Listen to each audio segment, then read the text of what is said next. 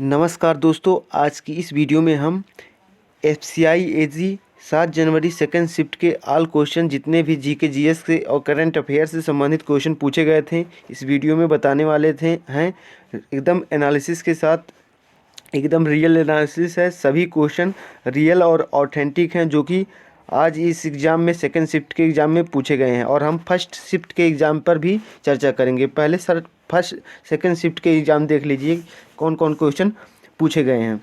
देखिए, पहला क्वेश्चन पूछा गया था, ओणम किस राज्य में मनाया जाने वाला त्यौहार है। तो ओणम त्यौहार केरल राज्य में मनाया जाता है। तो त्यौहार से संबंधित क्वेश्चन याद कर लीजिएगा। अगला क्वेश्चन पूछा गया था, काजीरंगा राष्ट्रीय उद्यान किस राज्य में है। तो काजीरंगा राष्ट्रीय उद्यान स्थित है असम राज्य में। असम राज्य में काजीरंगा राष्ट्रीय उद्यान स्थित है, यानी कि असम के जितने भी राष्ट्रीय उद्यान बनते हैं आप याद कर लीजिएगा। अगला क्वेश्चन पूछा गया था, जीएसटी भारत में कब लागू हुई थी। जीएसटी भारत में कब लागू हुई थी। जीएसटी को भारत में लागू हुआ था 1 जुलाई 2017 को विजय केलकर समिति की सिफारिश पर 101वें संविधान संशोधन द्वारा भारत में लागू हुई थी। सबसे पहले जीएसटी फ्रांस में लागू हुई थी और भारत में 1 जुलाई 2017 को 101वें संविधान संशोधन द्वारा विजय केलकर समिति की सिफारिश पर इसे लागू किया गया था। अगला क्वेश्चन पूछा गया था, अंतिम मुगल बादशाह कौन था। भारत का अंतिम मुगल बादशाह बहादुर शाह जफर था, जिसे 1858 में रंगून यंगून जेल भेज दिया गया और फलस्वरूप वहीं उसकी मृत्यु हो गई। बहादुर शाह जफर द्वितीय यह अंतिम मुगल बादशाह था भारत का। अगला क्वेश्चन पूछा गया है, भारत के मुख्य आर्थिक सलाहकार कौन थे। भारत के मुख्य आर्थिक सलाहकार भारत के चीफ इकोनॉमिक एडवाइज़र पूछा था। तो डॉक्टर वी अनंत नागेश्वरम को देश का नया मुख्य आर्थिक सलाहकार नियुक्त किया गया है। ये भारत के मुख्य आर्थिक सलाहकार हैं और डॉक्टर वी अनंत नागेश्वरम। तो आपसे सुरक्षा सलाहकार या कोई भी सलाहकार के बारे में क्वेश्चन पूछ सकता है। अगला क्वेश्चन पूछा गया था, शरीर में कौन कौन से तत्व पाए जाते हैं। तो शरीर में पाए जाते हैं प्रोटीन, वसा। शरीर का निर्माण किन किन तत्वों से होता है और इन सभी तत्वों को दे दिया था और अंतिम में लिखा था इनमें से सभी।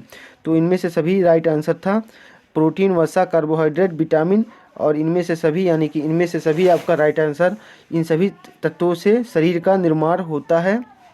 अगला क्वेश्चन देखिए कौन सा पूछा गया था।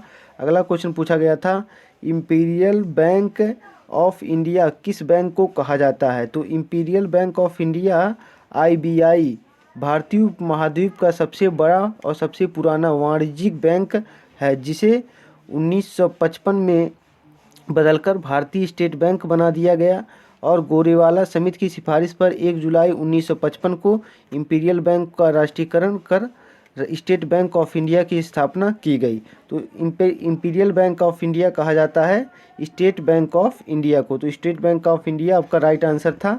1955 में इसे स्टेट बैंक ऑफ इंडिया बना दिया गया था। पहले इसका नाम इंपीरियल बैंक ऑफ इंडिया था। अगला क्वेश्चन पूछा गया है, विश्व व्यापार संगठन का हेडक्वार्टर कहाँ है, यानी कि मुख्यालय कहाँ है। तो जिनेवा स्विट्जरलैंड में विश्व व्यापार संगठन का मुख्यालय है। एक क्वेश्चन जरूर बन रहा है संगठन से संबंधित क्वेश्चन, तो ये जरूर रट कर जाइएगा। अगला क्वेश्चन पूछा गया था, बीसीसीआई के वर्तमान अध्यक्ष कौन है। तो रोजर बिन्नी और सौरभ गांगुली, यानी कि रोजर बिन्नी सौरभ गांगुली के जगह पर बीसीसीआई के वर्तमान अध्यक्ष बने हैं। पूर्व भारतीय क्रिकेटर रोजर बिन्नी बीसीसीआई के नए अध्यक्ष चुने गए हैं। तो बीसीसीआई के नए अध्यक्ष रोजर बिन्नी को चुना गया है और ये इसके पहले सौरभ गांगुली बीसीसीआई के अध्यक्ष थे। इस समय रोजर बिन्नी को चुना गया है। तो रोजर बिन्नी आपका राइट आंसर था।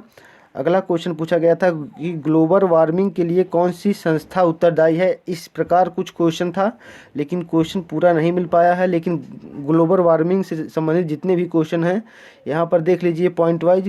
ग्रीन हाउस गैसें होती हैं ग्लोबल वार्मिंग, जैसे carbon dioxide, CFC, methane, nitrous oxide, ये सभी गैसें ग्लोबल वार्मिंग के लिए उत्तरदायी हैं। और CO2 इसलिए वरीयता के क्रम में CO2 ही भूमंडलीय ऊष्मन में अधिक प्रभावी है। और पहले शिफ्ट के जितने क्वेश्चन थे वो भी देख लीजिए, आपके लिए वो भी क्वेश्चन बहुत ही इम्पोर्टेंट हैं। फर्स्ट शिफ्ट के जितने क्वेश्चन थे, फर्स्ट शिफ्ट में पूछा गया था यूनानी इतिहासकार मेगास्थनीज किसके दरबार में आया था, तो यूनानी इतिहासकार मेगास्थनीज चंद्रगुप्त मौर्य के दरबार में आया था और उसने इंडिका नामक पुस्तक की रचना की थी। अगला क्वेश्चन पूछा गया था सार्क की स्थापना कब हुई थी, तो सार्क की स्थापना हुई थी 8 दिसंबर 1985 को और सार्क का मुख्यालय काठमांडू नेपाल में है।